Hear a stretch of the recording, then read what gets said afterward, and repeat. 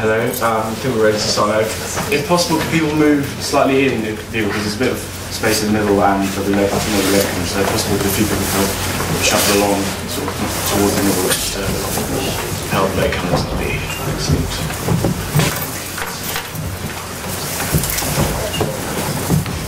Also, at the end, we'll be giving out interval vouchers, and our committee and various people will probably be going on to interval, so if you want to come for a drink after, you'll get reduced with our vouchers. Thanks a lot. So, turning to our speaker tonight, who's been campaigning for decades in Britain and internationally on issues including human rights, democracy and free speech. He's famously performed citizens' arrest on the river Garvey, not once, but twice, and have been a leading campaigner in the protest of the Pope movement. Tonight we invite Peter Tatchell to deliver his talk. We expect political democracy, why not economic democracy too?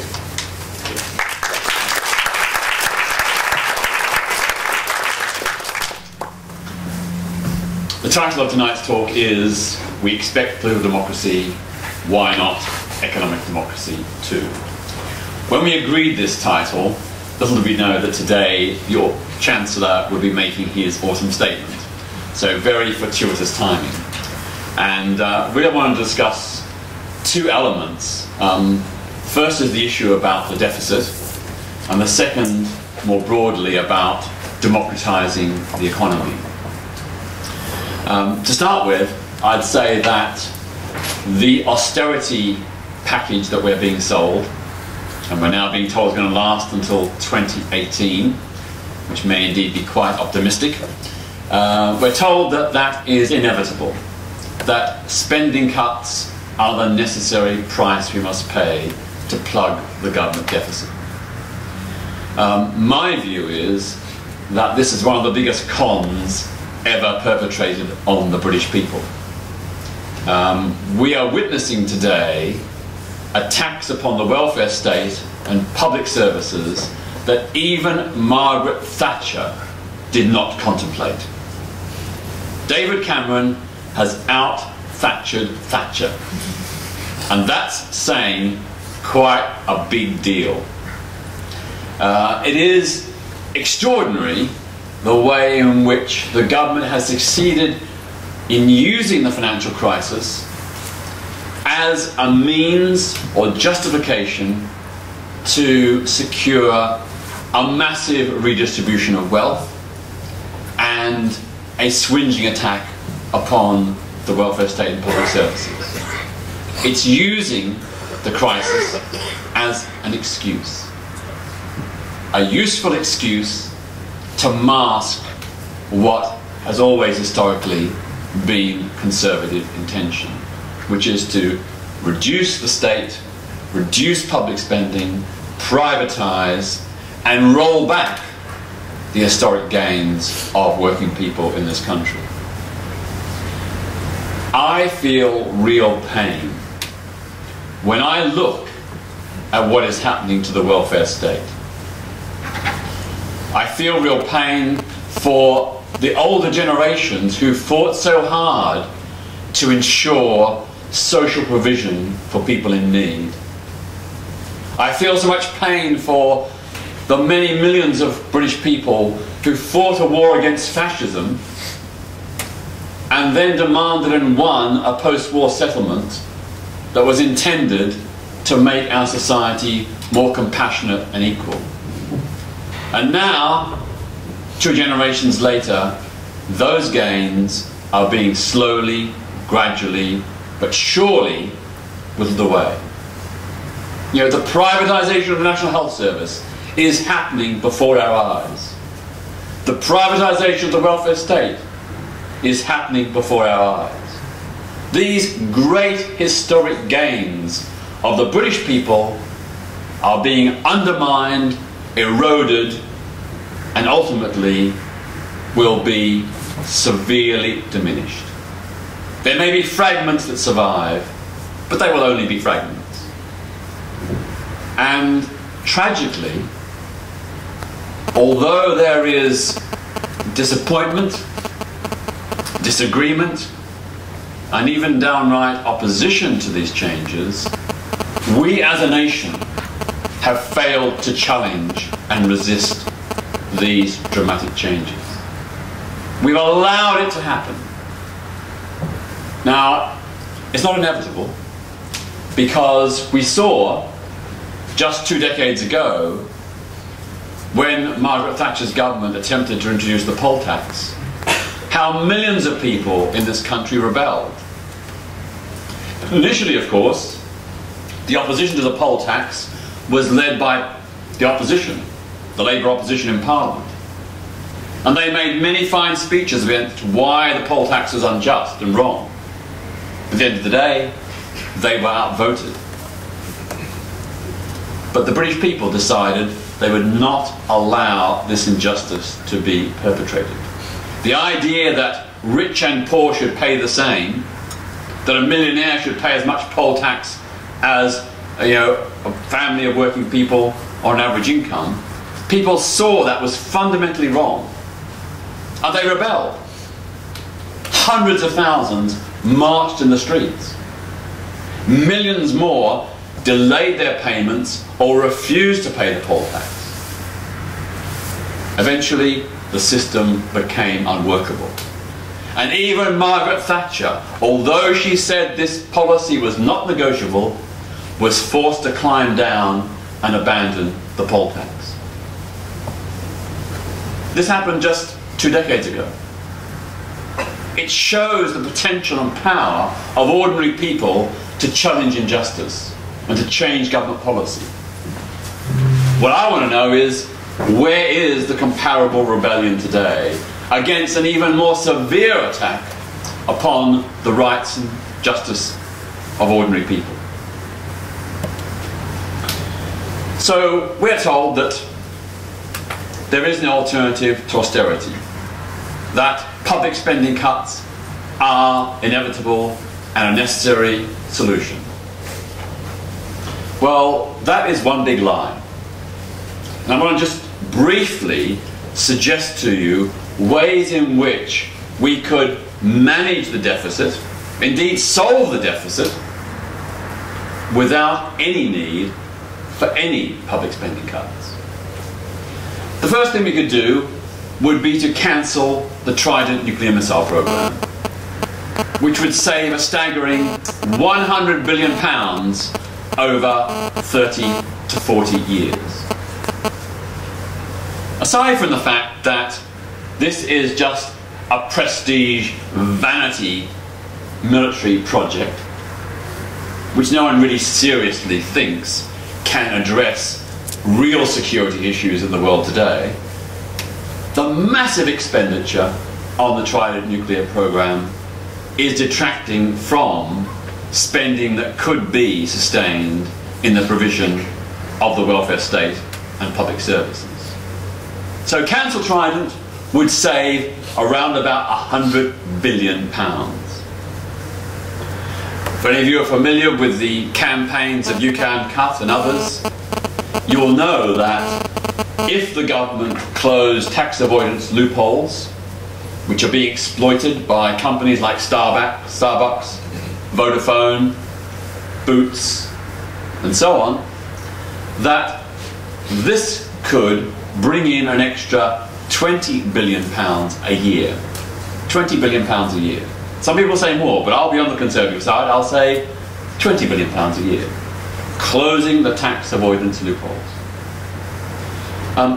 If we introduced the financial transaction tax, the so-called Tobin tax, named after the economist who came up with the idea, if it was set at 0.05%, that's just 1/20th of 1% on all financial transactions.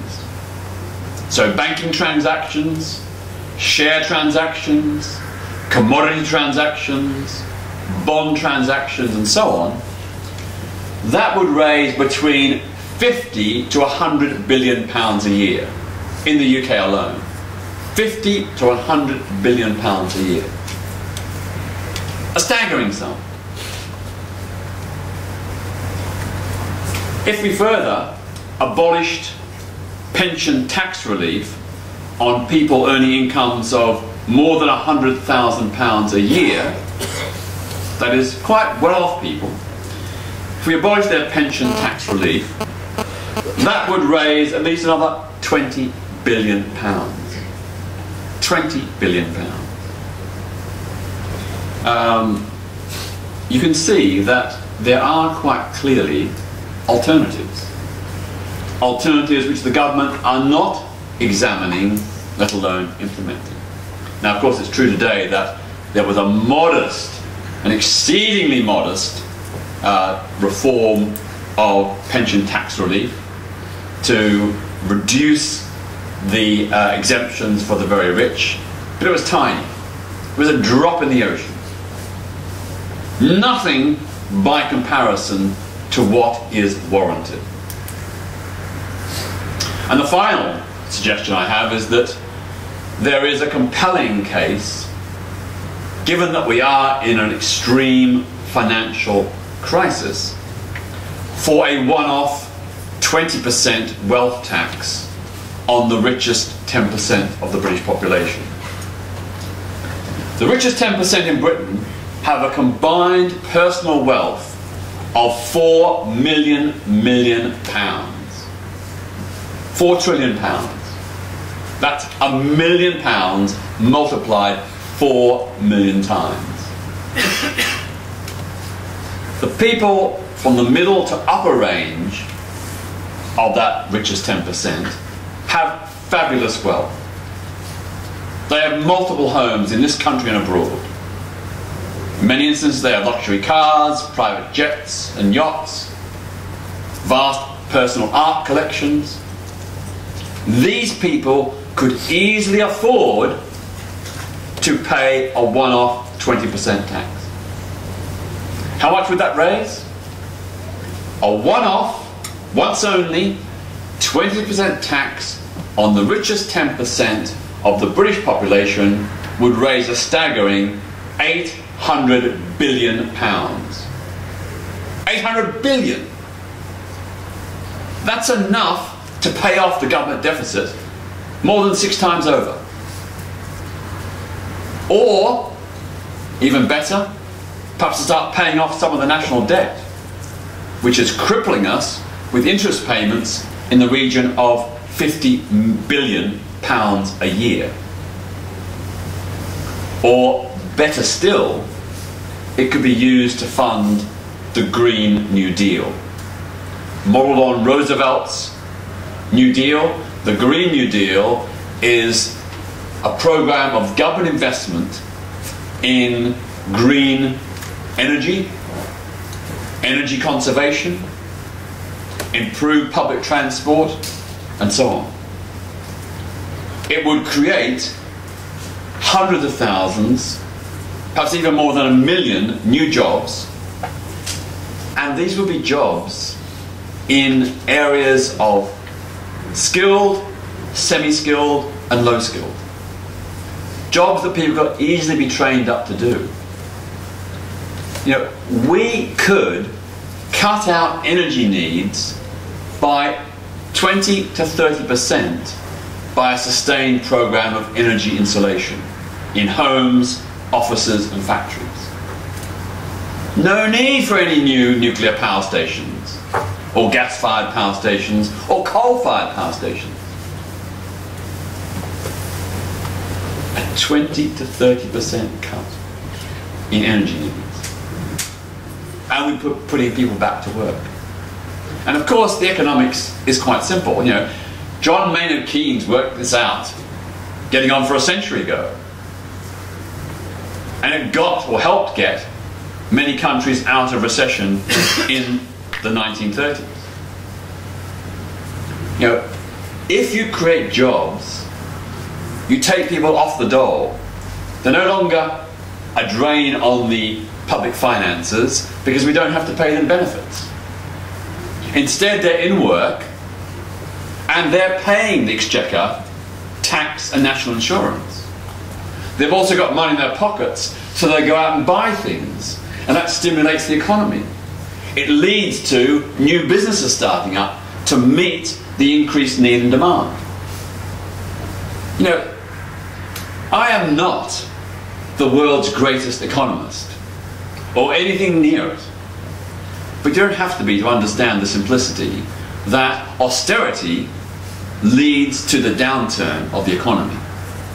That when you contract the economy, when you make millions of people unemployed or doing only part-time work, you deprive them of income, they've got less money to spend, and therefore businesses go to the wall because demand is down. So this one-off 20% tax idea, to me, makes economic and, very importantly, moral sense. Because economics is not a moral-free zone. I want to live in a society where the economy is run in an ethical way, where it doesn't just benefit the very rich, the powerful, the privileged, but where it gives everybody opportunities and life chances. And that is good for social cohesion, it is good for society, it is good for communities, it's good for individuals. George Osborne is fond of the phrase, "We're all in this together." Oh no, we're not. Oh no, we're not. The poorest in our society are bearing the brunt of an economic crisis that they did not create. The current economic crisis was created by bankers and big corporations, and they have a moral responsibility to help fix it. It's absolutely wrong that the poorest should be made to pay, as we're seeing in today's autumn statement, where the Chancellor has said he intends to freeze benefits for many claimants, poor and needy people. In real terms, their benefits will be frozen for the next 3 years. He's saying this because of the financial downturn. But these poor and needy people on benefits didn't create the downturn. In fact, they are victims of it. Many of them are out of jobs precisely because of the recklessness and irresponsibility of people at the top. Both the government, the deregulated, and of course banks and businesses who used and exploited every loophole in the book in a greedy rush to increase their personal wealth at the expense of the rest of society. The economic crisis was not an accident.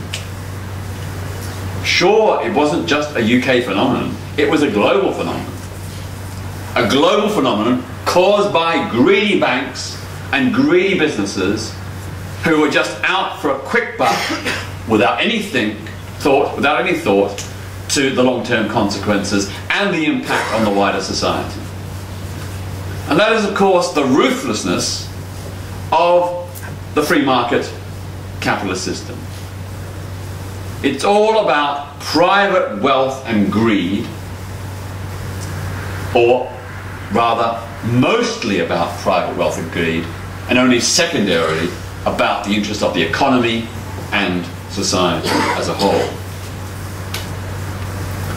We are talking, as I said, about people in our country who have fabulous wealth. The richest 1% of the population of this country earn more than £3,000 a week. The richest 1% earn more than £3,000 a week. And in many cases, much, much more than £3,000 a week. They have a combined personal wealth of £1 trillion. That's £1 million. The entire UK gross domestic product is about 1.5 trillion. 1.5 trillion is the entire UK gross domestic product. The wealthiest 1% have almost the equivalent in personal private wealth. The richest 1,000 people in this country have a combined personal wealth of 414 billion. 414 billion. 1,000 people owning £414 billion in wealth. And during this economic downturn, their wealth has increased. Increased. They've been getting more money, more wealth, despite all the suffering that so many of us have been going through. This is a fundamentally immoral economic system. Fundamentally immoral. In terms of how we fix things, I've suggested a raft of ideas, even excluding the £800 billion that could be raised by a one-off 20% wealth tax. I've suggested a series of other proposals, like cancelling Trident, closing tax avoidance loopholes, ending pension tax release on people earning more than £100,000, and the financial transaction tax. Those proposals themselves add up to in the region of £200 billion. 200 billion. So with the wealth tax proposal, you're talking about £1,000 billion. There is wealth in this society. It is nonsense that Britain is broke. It's ridiculous and absurd to suggest that we are on our uppers as a nation. We're not. The problem is wealth is unevenly distributed. Some people don't have enough, others have more than they even know how to spend. And the true challenge of a moral, ethical government will be to fix that system, to make it more equitable. I'm not saying level it so we're all the same. I'm just saying reduce the disparities. End the need for these public spending cuts that are hitting people, genuine people, who are genuinely on welfare. Not by choice, but by illness or disability, or the fact that the bankers have destroyed the economy and they're out of a job. Those people need help. They deserve help. It costs £7 billion to keep 1 million people on the dole. £7 billion to keep 1 million people on the dole for 1 year. For the same amount of money, the government could create 400,000 new jobs. 400,000 new jobs. People back in work with the dignity and pride of having their own incomes, looking after themselves, not depending on the state, not having to be paid benefits, but contributing in tax and national insurance, buying goods and services to help stimulate the economy. It really is quite simple if we had a government who had the will to stand up to big business. But as we all know, we haven't had such a government since 1945. That's the last time we had a government that even made a motion towards standing up against big business for the rights and welfare of ordinary people. You know, a lot of these problems were initiated and caused by the last Labour government. And you know, I'm sorry, but Ed Miliband and Ed Balls, when they critique this government, I just think to myself, what did you do when you were in power? You were the ones who deregulated the city. One of your acolytes, Lord Mandelson, said he was relaxed about the filthy rich. I'm sorry, we don't really have an opposition in this country. We may have smaller parties like the Greens and Respect, who are trying to present a new alternative model of economics, but they're tiny. The big three parties are in it together.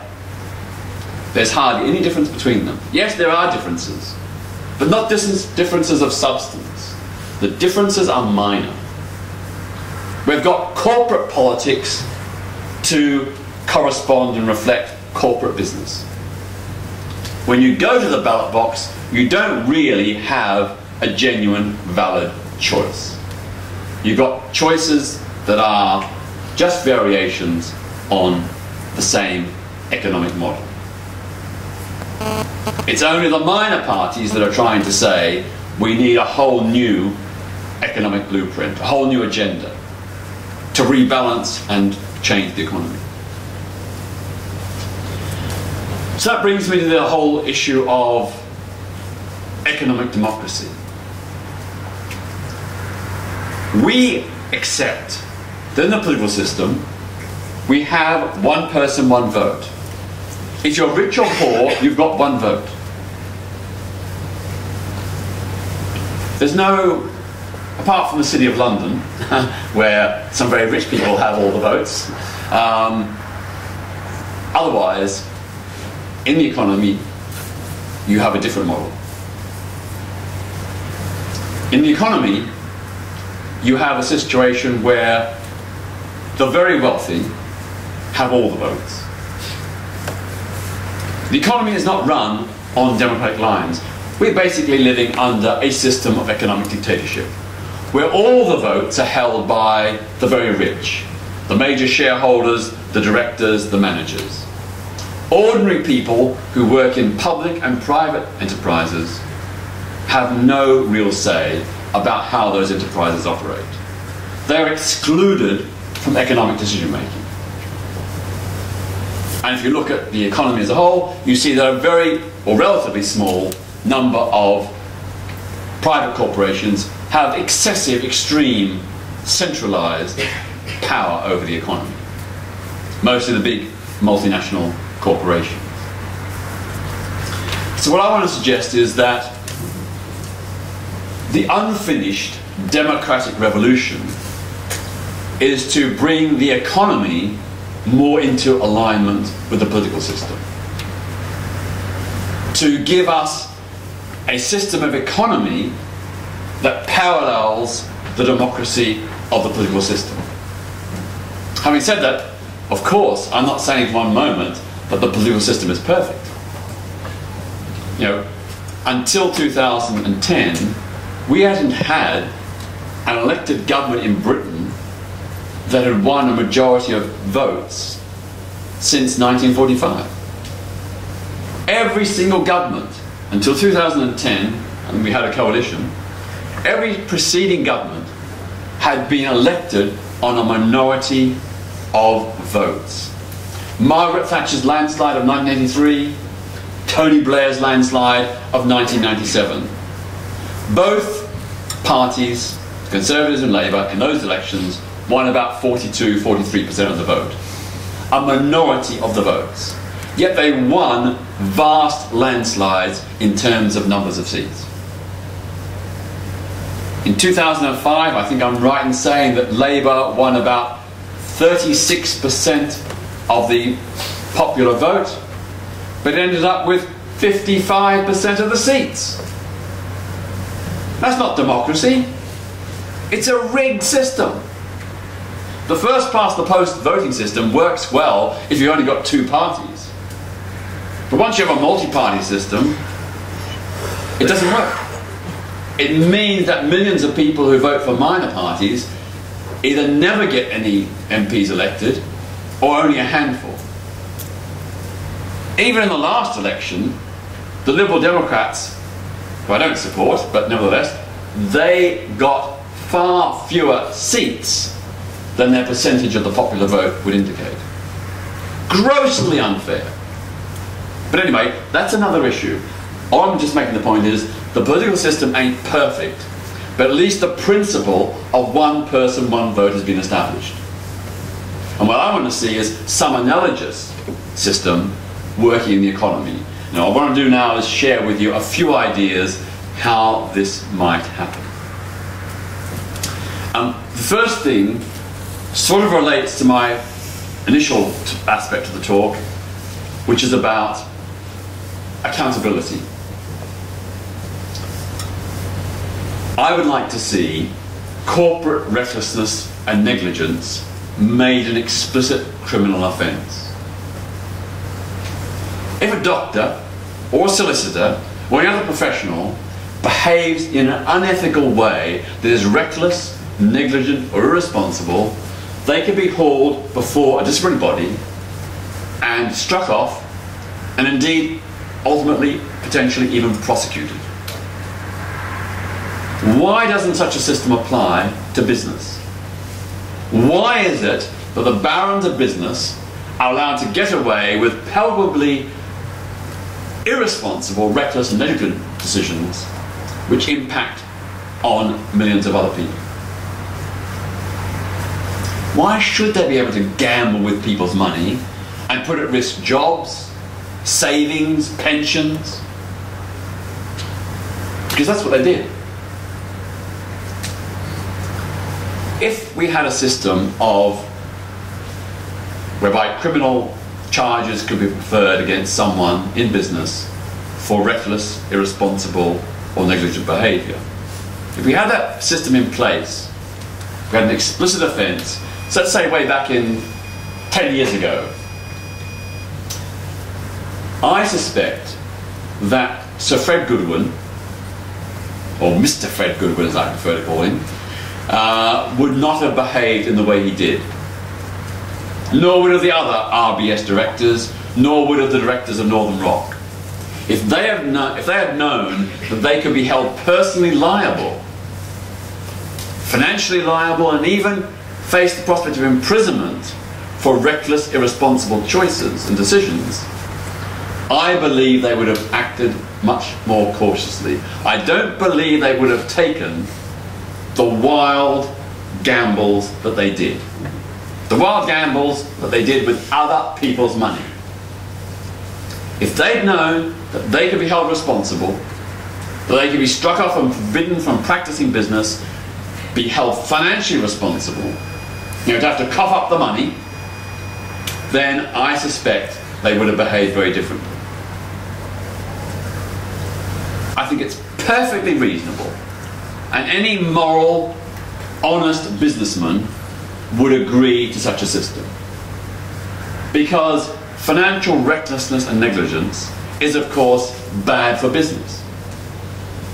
We now, as a country, have problems about our financial credibility and integrity because of what has been done.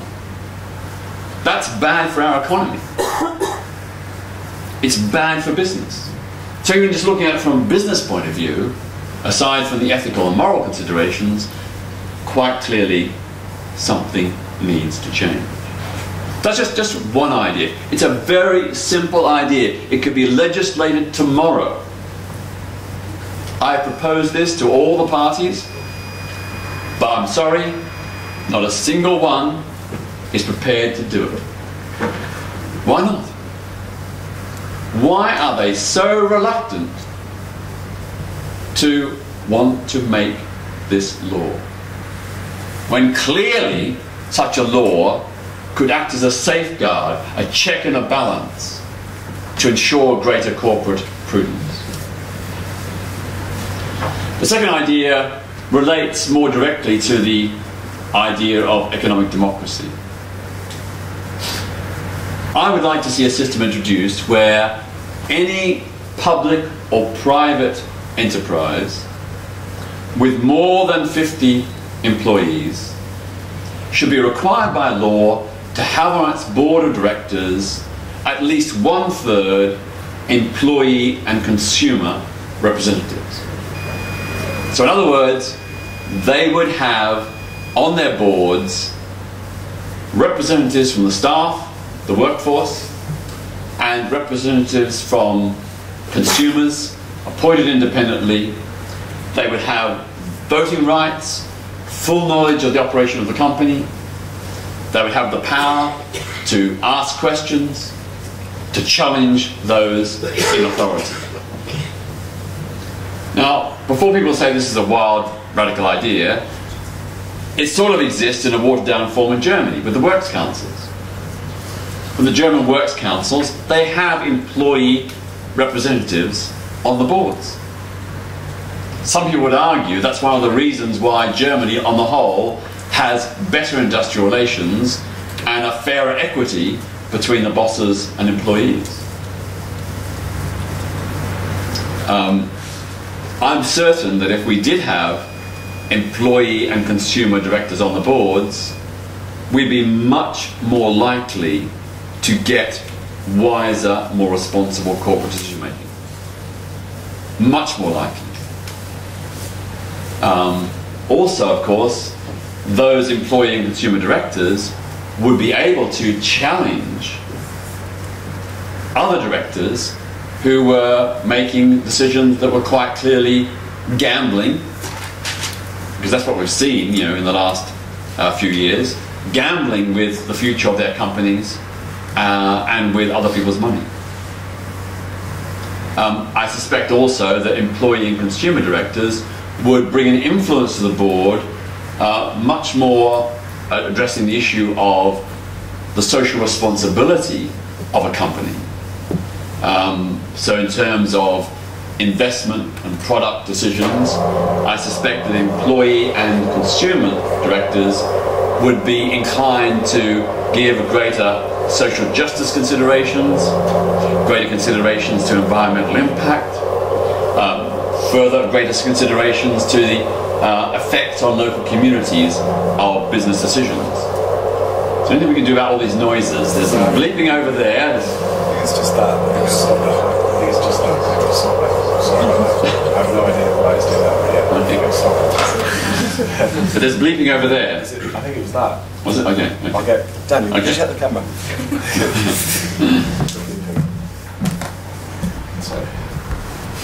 You know, and again, if we look at, you know, the decisions made by some banks and companies in recent years, if they had those employee and consumer directors on the boards, I think we would have got a different set of decisions.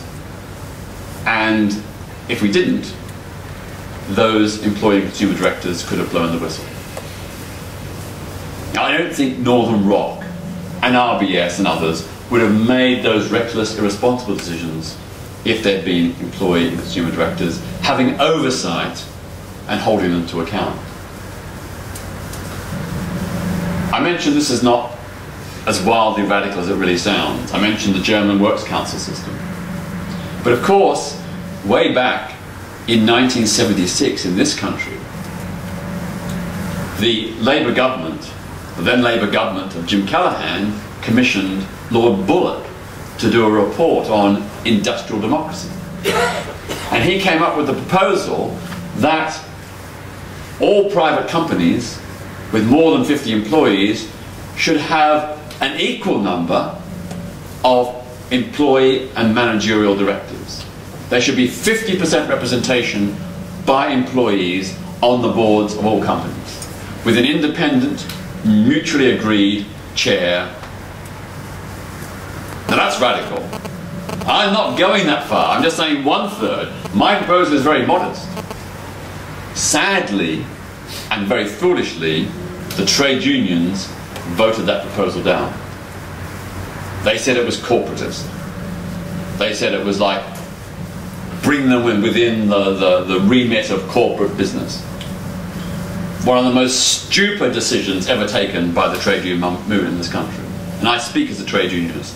It was one of the most stupid decisions they ever took. If they had had 50% representation on the boards of companies, we would have a very different economy today. A better, fairer, more just, and probably more productive economy. Because social considerations can often lead to better investment decisions. Anyway, that was a fair. I mentioned initially that this should apply to both private and public enterprises.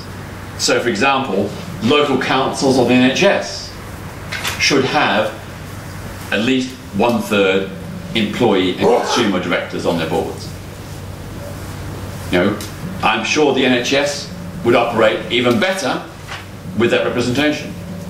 I say so as someone who uses the NHS, and at my local hospital, they have a very poor appointment system, which wastes a lot of time for both staff and patients. I've often suggested it be modified. I've even come up with a little plan of my own from a consumer point of view. And I broached it with some of the staff and said, brilliant idea. We've already suggested that, or something very similar. The problem is, we don't have any power. This NHS Trust, it's all run by managers and consultants. We, the workers who work in this enterprise, have no say. The nurses, the ancillary staff, the cleaners, whatever, have no real meaningful say. The NHS is run like a private business.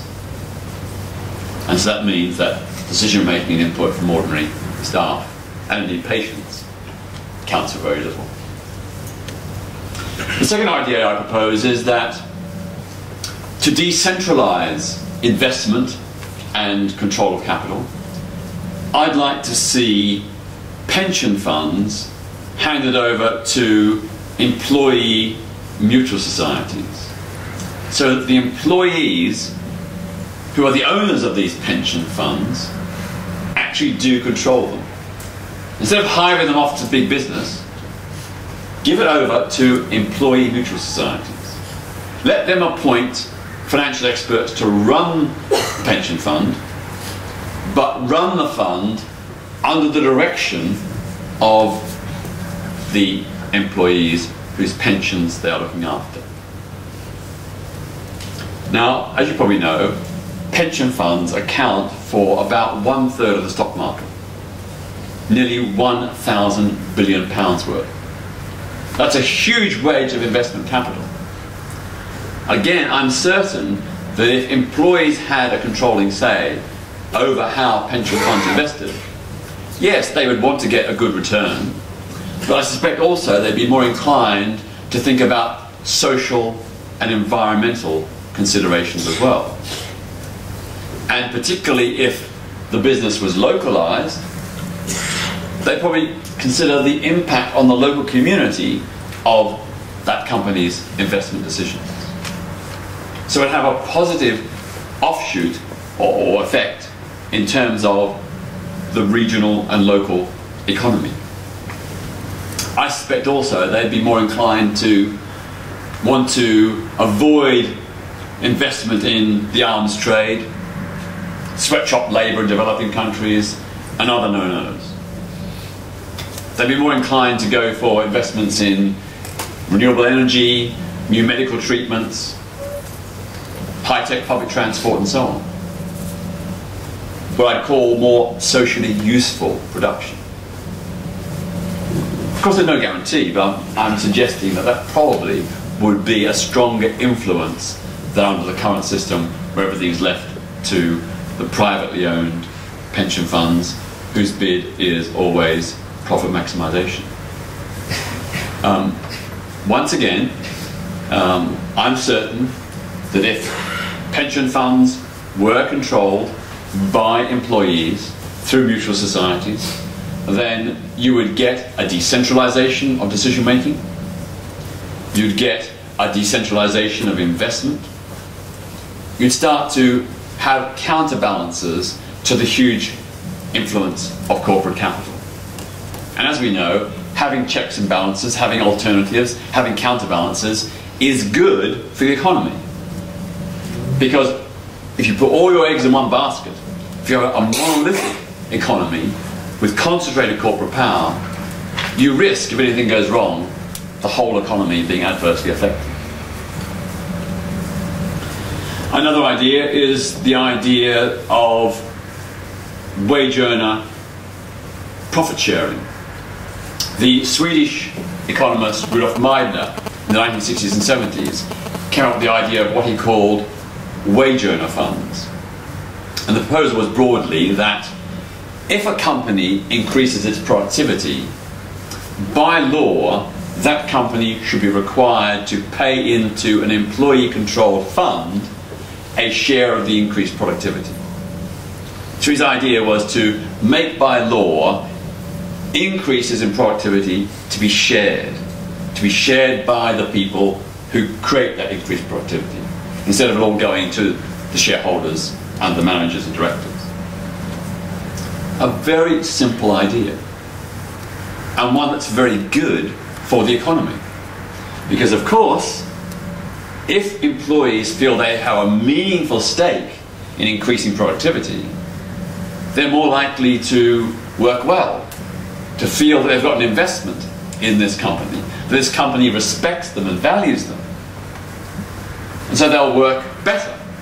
They'll be less likely to strike, they'll be more likely to solve problems when they experience them. They'll want to get solutions. And they will know that if they do, they will share in the gains. Of course, Rudolf Meidner had the fantastical idea that eventually, through increased productivity, which of course many workers themselves would want to find ways of achieving, they would eventually get a controlling stake in their company. Because as productivity increased over time, the share capital owned by the employees would increase. And eventually it would reach more than 50%, so they would have a controlling stake. In fact, they probably wouldn't even need 50%, they'd probably need 20 or 25% would be enough to give the employees a controlling stake. Again, an interesting idea, and one that fits, I think, with ideas of equity and social justice. The final thing I'd suggest is the idea of the right of employees, the legal right to buy out their companies and turn them into worker cooperatives. At the moment, yes, in certain circumstances employees can do this, but there are a whole raft of legal obligations and difficulties. I'd like to see, a legal requirement or a legal right of employees to buy out their companies and turn them into employee-owned enterprises. Why? Well, again, it's about who creates the wealth. The real wealth of this country is created by people who do the public services, who work in businesses that create things or provide services. It's the frontline people that are real, true wealth creators. The investors, the shareholders, yes, they move capital around, they invest, but in terms of the actual wealth, it's the people in the front line that are actually creating it and sustaining it. If we look at countries like Spain, where there's a long tradition of workers' cooperatives, they are very successful. Here in Britain, we've always tried to do workers' cooperatives with companies that have been on their uppers. Triumph and Meridian motorcycle companies and so on. These are companies in dire straits, and then the attempt was to turn them around by turning them into workers' cooperatives. What we need to do is establish a system whereby companies that are successful can also become workers' cooperatives, if that is the wish of the employees. And of course, with proper due compensation to the people who put in the money to create and build those companies in terms of capital investment. We don't want to rob them. They should get their proper returns. But ultimately, employees should have the right to have control of the companies in which they work, if they wish. And of course, this not only is a matter of fairness and justice, again, it will also, I think, lead to greater productivity and better run enterprises.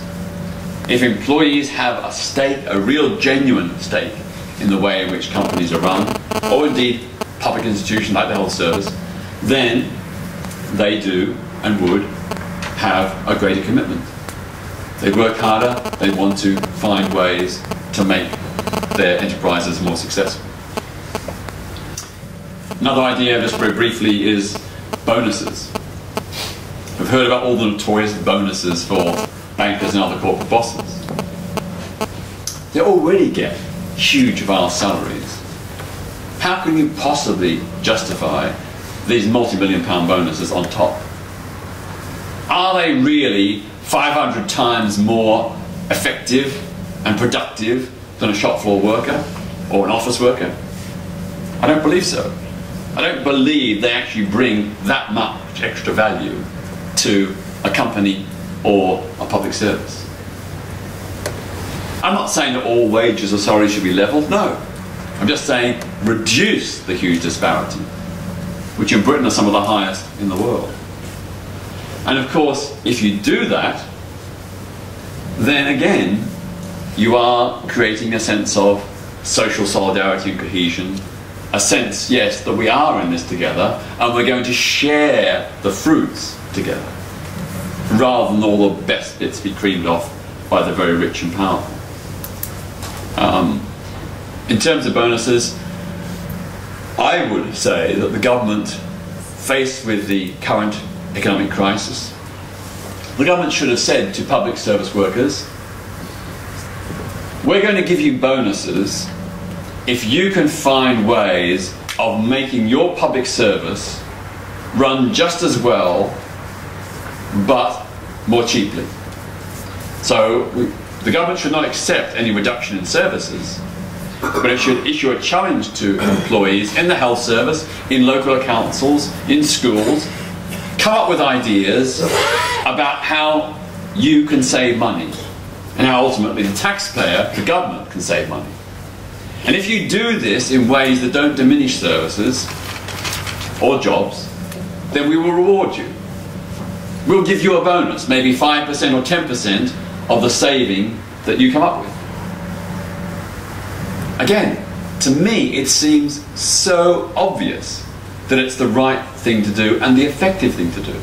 Because frontline staff, whether they be in public service or private service, over their lifetime have accumulated a huge wealth of knowledge about their particular job, about how the enterprise is run and so on. My father was an engineering worker, a lathe operator in an engineering factory. Over his 40+ years of work, he accumulated a huge amount of knowledge, not just about lathe work, but about how the business was run. And he always used to make me, they're wasting money. They're going hell for leather to get profits, but they're wasting money in this way, this way, this way. Same with the public services. I applaud public service workers. I love public services. But like any institution, there is waste. I'm not saying, like some people say, that waste can solve, getting rid of the waste can solve all the problems, but it probably can save some of the problems. And going back to that appointment system of my local hospital, the staff there said, the current system wastes money. Wastes money. So fix it, you're going to save money. You're going to give patients a better deal, you're going to help the staff, and you're going to save money. So, rather than imposing top-down cuts, I would have liked the government to have issued this challenge to employees and offered them this reward. Then maybe some of the cuts, at least, would not be necessary. So those are just a few ideas. A very few ideas. I don't claim they're perfect. I don't claim they're a panacea. I'm not an economic expert, but to me, from a common sense point of view, they seem plausible and credible. That there are surely other experts who can refine them, develop them, improve them. What I want to see is these ideas put on the table for discussion. Instead of us going around blinkantly thinking that there is no alternative to the government's austerity program, let's just open our eyes and minds to the possibility that there are other options. Other options which would get us out of this mess and also, of course, make for a more just and equitable society. The final point I'd say is that many of you may well argue, well look, you know, if you take these measures, big business won't like it, the rich won't like it, they'll leave. Well, my response is, our country should never allow itself to be blackmailed. Never allow itself to be blackmailed by these constant threats and intimidation by the megalomaniac rich, who think they've got a right to blackmail our country and our people into doing what they want, by holding it over us, this threat that they will run and leave. Vince Cable, the business secretary, has said that the current financial situation we face is in some respects analogous to wartime. It's a major challenge to the future of this country, our prosperity, our sense of social justice, our future. And I think he's right. This is one of the biggest challenges this country has faced since the Second World War. And I think what it requires is a degree of patriotism. Patriotism by the rich. I don't use patriotism in a jingoistic sense. I abhor that. But if the rich truly love this country, they would be prepared to make the sacrifices to put things right. After all, they benefited disproportionately during the boom times, so surely they should make greater sacrifice during the downtime. This is about morality and ethics. If you love this country, if you care about the people of this country, you would want to put things right. And if you had great wealth, you'd be prepared to sacrifice some of it. I don't often quote Spider-Man, but with great wealth comes great responsibility. And that's true of the economy and the way in which our society is run. The problem is, many people, I'm not saying all people, but many people at the top, don't show much responsibility, let alone care and compassion for their fellow citizens. I think we have to create a citizens' movement, which UK Uncut and others are beginning to do, to challenge the super rich, to behave responsibly and ethically, to put them on the spot, to make them face up to their moral and ethical responsibilities, and to shame those who still want to get away with unjustified wealth and extravagance. It is about working together in a genuine way to solve a very grave economic crisis, which even at this stage could potentially tip over into a new Great Depression. I would even go as far as to say that actually it's in the interests of the very rich to do this. The very rich have a vested self-interest to fix the economy, because if they don't, and if the economy goes bottom up, they will lose a huge amount of their personal wealth. Much more than the 20% wealth tax would take. If you look at the Great Depression, the vast volume of wealth that the super rich lost was way in excess, in most cases, of 20%. Well, you know, if we go into a second Great Depression, or if we end up with economic ruination brought on by climate destruction, which is quite possible in 50 or so years' time, they will lose far, far more. So making the sacrifice now is actually in the interests of the very rich. I've made my case imperfectly, but I think you get the drift. Let's think about alternatives. Let's tell our friends and families that there are alternatives. That the government's lie that there is no alternative to austerity is a big lie. A huge, enormous lie. And that all these different ideas that I've discussed with you have the potential to help solve the problem without destroying the health service or the welfare state, or even without diminishing it, let alone destroying it.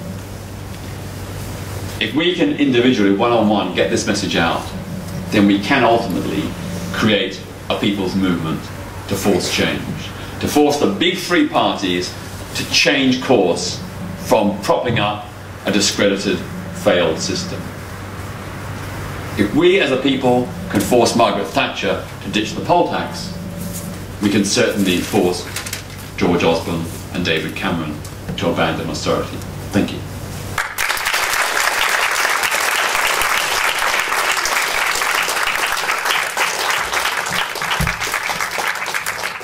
So now it's open to you for questions, contributions, criticisms.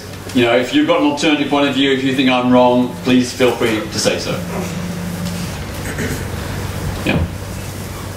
just on your ideas about closer consumer interaction with big business, do you not feel that they are essentially driven, big businesses are essentially driven by consumer demand, and perhaps you've got an idealistic perception of the strength of consumer moral and ethical and environmental concerns in relation to their pressing kind of day-to-day financial needs and convenience, like the success of Primark and stuff? Do you really think that would change if consumers sat on boards when maybe big business aren't supplying? I'm not saying that having worker and consumer directors on the board would solve everything. What I'm suggesting is that it would give a counterbalance to the untrammeled business view and would give employees and consumers an input into decision making. And that, moreover, in cases of reckless and irresponsible decision making, it would allow those independent employee and consumer directors to blow the whistle. To also, of course, introduce more ethical, social, environmental considerations. But it's not a panacea, you're right. And of course, many companies do make gestures towards ethical investment. You know, increasingly companies don't test on animals. Increasingly, they abjure sweatshop labour. And that has been partly down to a consumer rebellion and criticism. But I suspect that those changes might have happened earlier and been more dramatic if we had had employee and consumer directors on the boards. I think at the stage when these decisions were originally made to hive out production to sweatshop companies in India or Bangladesh, more you would have got consumer and employee directors raising issues of concern and, of course, blowing the whistle. I mean, many years have often passed before these kinds of unethical investment decisions have been exposed. With the employee and consumer directors on the boards, those decisions would be exposed much earlier. In fact, they might even be challenged and not even implemented in the first place.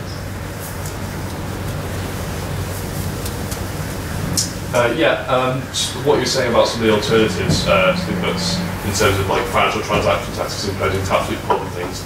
Like you said the financial transaction tax might raise between 50 billion and 100 billion pounds. It might do in the first year, but I mean, as you said, the rich have said that they will probably leave if these sort of things happen.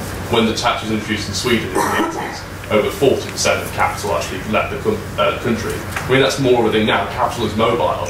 And I know you said, we shouldn't allow ourselves to be dictated to by the rich, we shouldn't allow this to happen, and they should care, they should be patriotic and stuff. That's kind of a lot of should, and it would be nice if we could do that. But do you not think that maybe you're like placing like a moral and ethical idea about how a country should be over actual economic reality and the limitations? I mean, we can't have a welfare state, we can't have these kind of things at all if the rich were to leave and we couldn't tax them anymore, and we'd have a much weaker economy as a result of that.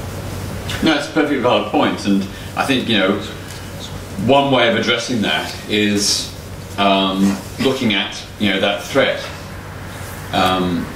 Obviously, if these ideas could be implemented on a European-wide scale, or they could be internationally implemented through some kind of international agreement, that would work much better, and you'd obviate some of those issues and problems.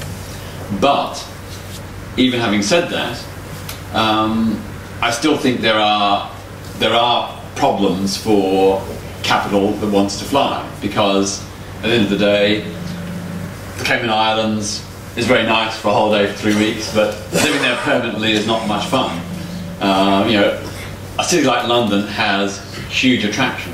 One of the reasons why so many business people are here is because this is London is a huge, vibrant city with a vast cultural and art scene. It's precisely all the assets in London that attract capital to it. Unfortunately, not to other parts of the country, as should happen, but that's one of the reasons why London is a major financial centre. It's because of all the things that go with it as well. I think also we possibly underestimate the moral power of, changing things. I'm not saying that moral power alone can change things, but I think that if there really was a groundswell movement, I think things would begin to change. And the fact that some of these big corporate companies are now talking about reviewing their tax avoidance schemes is precisely because of the campaign groups that have constantly put these issues in the headlines and got media coverage, which has shamed and embarrassed these big corporations. I don't think they would have come to the table and be talking about reviewing their tax policies if it hadn't been for this public campaign. What we need to do is strengthen it so that the moral case and the ethical pressure becomes absolutely overwhelming. And likewise, we need to link up with other organisations and around the world to make this an international global movement. The Jubilee debt campaign, you remember that? To cancel the debt in developing countries. It wasn't 100% successful, but it was quite successful in getting quite a few changes and quite a lot of debt cancelled. That was a really good example of how initially people thought this was going to be impossible, but people stuck at it, and there was this global movement of which Britain played a very, very important part, and it did affect some change. Not as much as perhaps you or I would like, but nevertheless some change. I suppose the final point would be that let's say Boots, which has relocated to Switzerland as part of its tax avoidance. I would say to Boots, okay, you've relocated to Switzerland. That's fine. So, you haven't broken any particular law. You're entitled to do so. Free market. Great. You want to live by the free market? Okay. Well, the government is part of the free market. We're deciding that we're going to close down all your stores in Britain. All your stores will close. You won't be able to trade in Britain anymore. You would see very quickly a change in policy in Boots. But the trouble is we haven't had politicians with the guts to do those kind of things.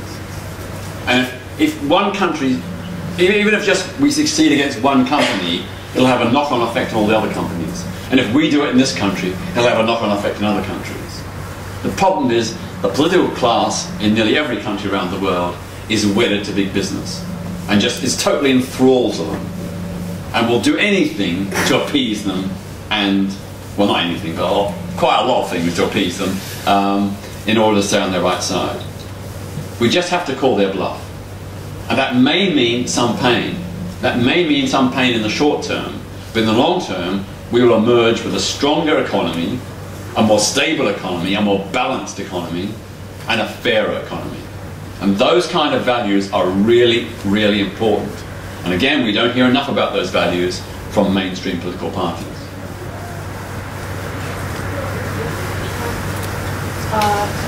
My question is about what your opinion on the role of technology in this. Could you shout?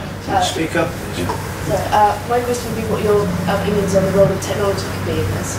Because I vaguely remember having read about somewhere in Spain where they elected an IT technician as their mayor and ran the running of the town through forums so that local people could suggest ideas on how to solve them, so that people with any experience on things could offer that mode.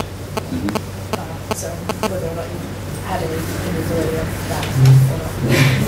That has some potentiality, and it's an idea I think should be explored, and should be trialed, and do a trial for a certain period and see how it goes. I think there are lots of people who are either employees in an organisation or are consumers of services who've got good ideas, and maybe outside of the formal structure of the board of directors, they could be involved in some way. But I haven't really looked at that in detail, but it's a good point, yeah. You've given me lots of useful information and statistics with which I can argue with my rather bigoted brother-in-law, who is a lowly paid teaching assistant, who buys all the kind of Tory myths about benefit scroungers and so on, accepting that divide and rule policy of getting people with relatively small incomes to blame each other. He sees that the problem with making your ideas more mainstream is finding a way to make them part of a more respectable public debate. And I don't know how that can be done. You've mentioned UK Uncut, but do you have any other, more established platforms that enables people who haven't got a public voice, but who can make small contributions can have some effectiveness. Well, I don't want to get in the blame game, but it's about time Labour Party members woke up and took back their party from the people who've taken it over in the last 20 years. You know, the Labour Party conference is now just a PR exercise. Members of the Labour Party, which I was a proud member for 22 years, nowadays have no real say. No real say. Decisions are decided at the top. You know, democratic centralism was the model of the Soviet Communist Party. It's now the model of the Labour Party. David and Ed Miliband talked about changing that, and Ed has probably gone a bit in that direction, but still, the Labour Party today is nothing like the Labour Party I joined in 1979. It is an autocratic, elitist organisation which is far, far removed from popular democracy and socialism. And you don't have to sign up to the big socialism in capital letters to believe that something different is possible. You know, I left, like many other people, the Labour Party and eventually joined the Green Party. And nearly half the members of the Green Party today are former Labour Party members who are so appalled by the way in which Labour has reneged on social justice and so many other issues. And, you know, the Greens are what Labour once used to be, only even better, even more radical. And the problem is, of course, under the electoral system, it's very difficult for them to get any position of power or any elected representatives. You know, the two Greens on the London Assembly or in the Scottish Parliament have disproportionate influence, and nearly all the radical ideas on both those bodies come from the Greens. Not from Labour, not from Liberal Democrats, and certainly not from the Conservatives. So, I mean, I'm not saying the Green Party is the answer either. You know, every party's flawed and got its faults and so on. But I just think, you know, if Labour Party members started kicking up a fuss and say, we've had enough, we want Labour to debate and discuss these issues, we might get a change in Labour. The leadership might be forced to change. The same with the trade unions. I mean, I put my hands up in despair at the trade unions. They ought to be leading these fights. I mean, I went on the march, the TUC march, a few weeks ago in October, against austerity. But there were very few people there actually proposing any of these alternatives or other alternatives. I'm not saying my ideas are the only ideas. No, no, no. But where are the proposals and pressure from the trade unions for a different economic model? Yeah, some of the trade unions do have it. They have got alternatives, but they keep them hidden away. Why?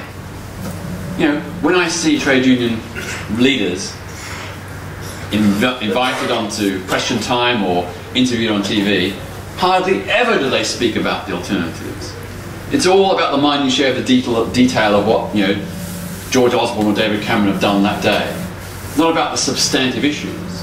Now, I've tried to, you know, get Newsnight, Channel 4 News and others to do a programme, a specific slot about these issues, interview me or Professor Greg Philo or Prem Sekar, the economist at Essex University, Michael Meacher. We've all got similar, but variable ideas around these issues. Credible alternatives. None of them are interested. And yet they have on their programme, I won't rename the person, but they've had, all these programmes have had a certain person on their panels discussing these issues, who's lovely and got a fantastic critique of the way things are, but when asked what the alternatives are, just, you know, couldn't give a single answer. It destroys the credibility. It reinforces the idea that there's no alternative. And you've got to ask yourself, why are credible news programs like Newsnight, Channel 4 News, you know, Dispatches and so on, why are they so reluctant to discuss these issues? Why are these issues being excluded from the realm of public debate? I don't believe it's a great conspiracy, but I just think, you know, they're so wedded to the Westminster model of politics, they just can't think beyond it. It's forecast that by 2030 there'll be about 80 million jobs disappear from the world compared to what we have today. And yet we're still sort of talking about people working beyond 70 possibly. We're still talking about the 8-hour, 9-hour, 10-hour day. what our wages. We're still discussing this in early 20th century, 19th century terms.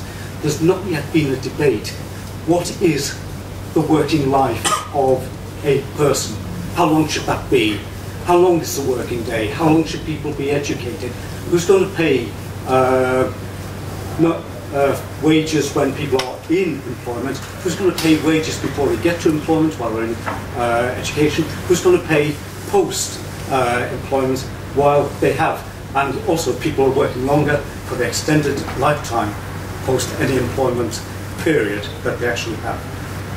We're still 2030, we're only talking about 20 years away, and we're still sort of back in the 19th century really.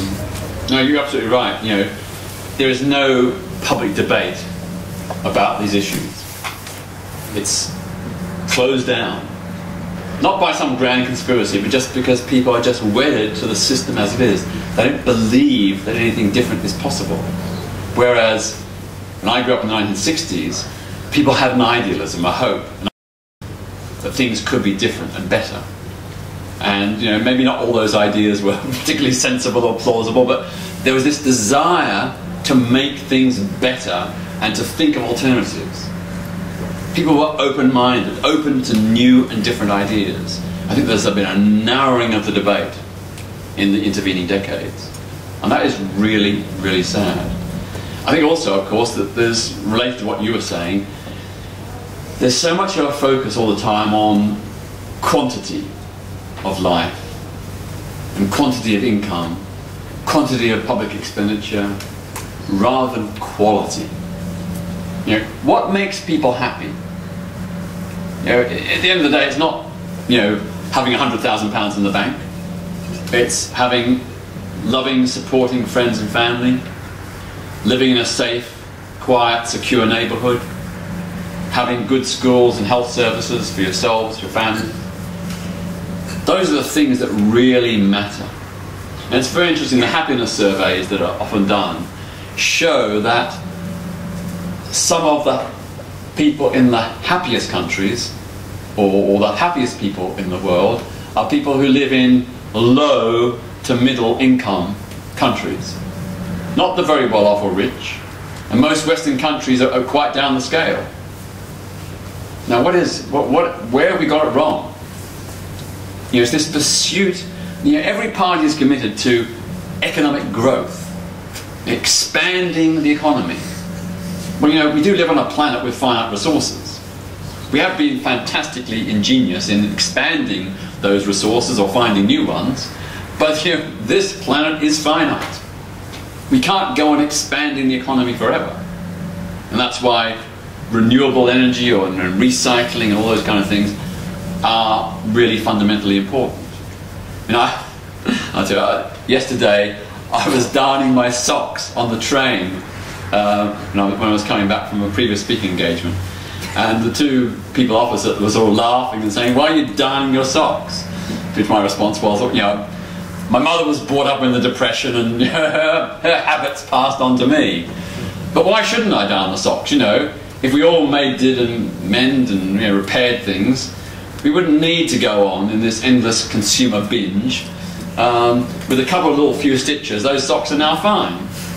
You know, I'm a very busy, the main thing they say was, you're a very busy man with lots of big things on your mind.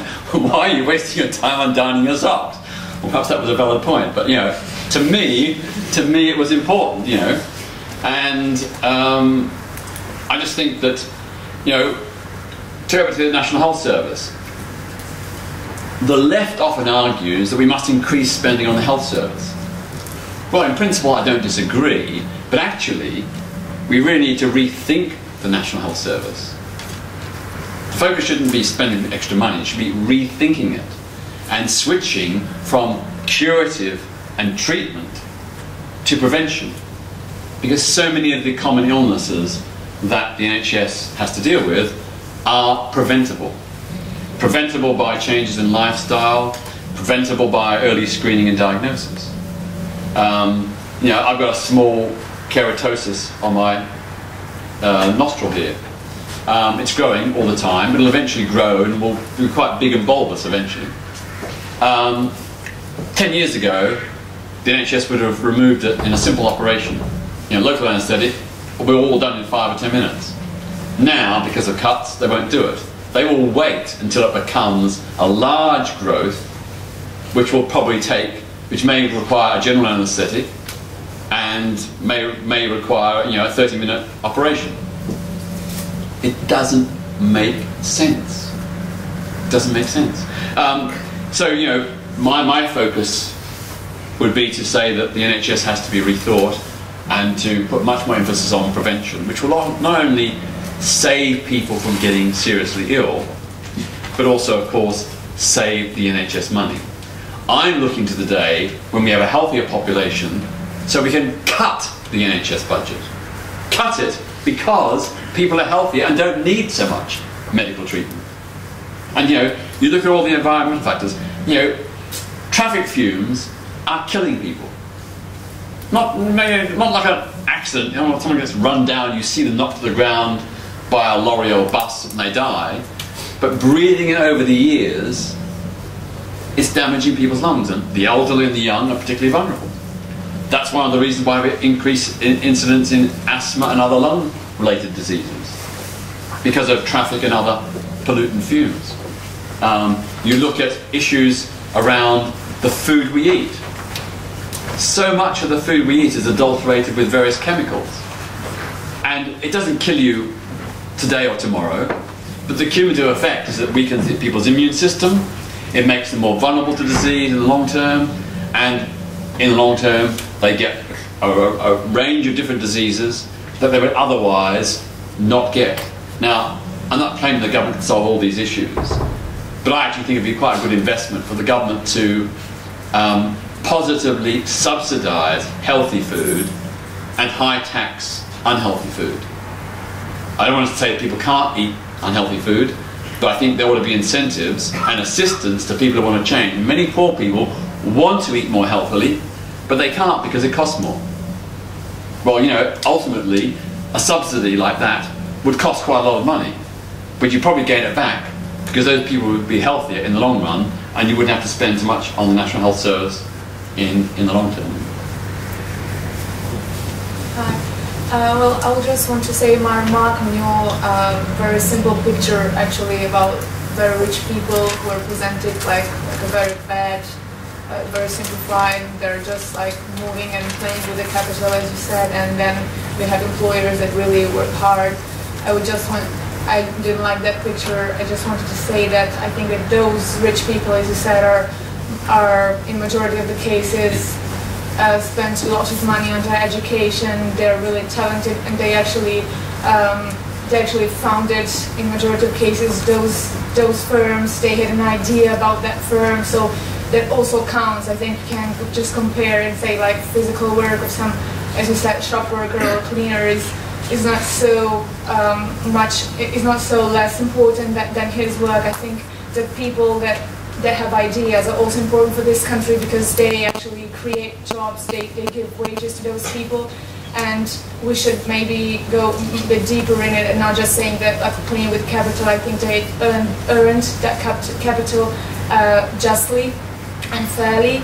And I don't see, okay, I agree that they should sacrifice for their country, and I think if I was rich, I would give to my country. But what do you think is a justification for a state, for government, to take their private property and just to say, I'm sorry, you're just too rich, I have to take it for you, and you have to sacrifice for your country? It's great, it's moral, but what is, if you're, in your opinion, a justification for state to do it? To me, it just seems a bit like a communism in which my country lived for 45 years, in which employees sit on the board with directors, and it ruined economy eventually. So I just want you to tell me what is the justification for a state to intervene and to take the private property of someone who made his richness.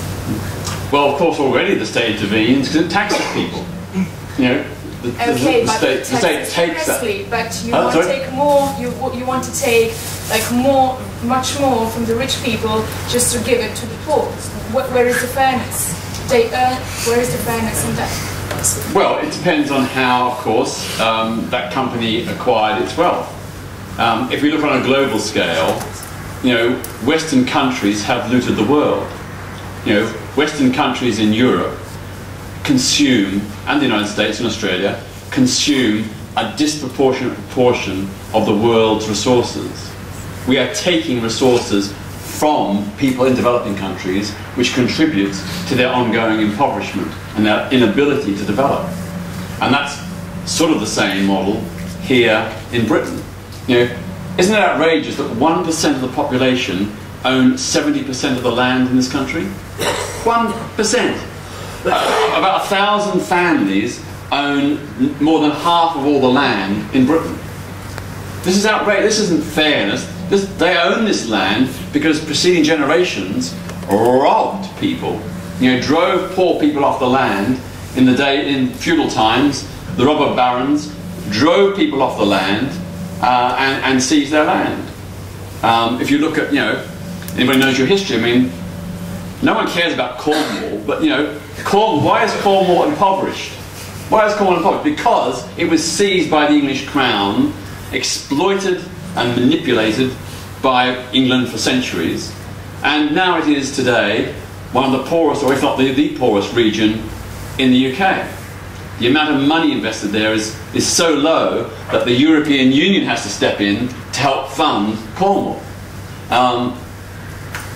There are grave historic injustices which we have a responsibility to put right. I'm not saying, I did say that not all rich people behave in this way. I wasn't ever going at the rich in general, but I was saying that in many instances, the very rich have accumulated wealth way beyond what is justified and fair.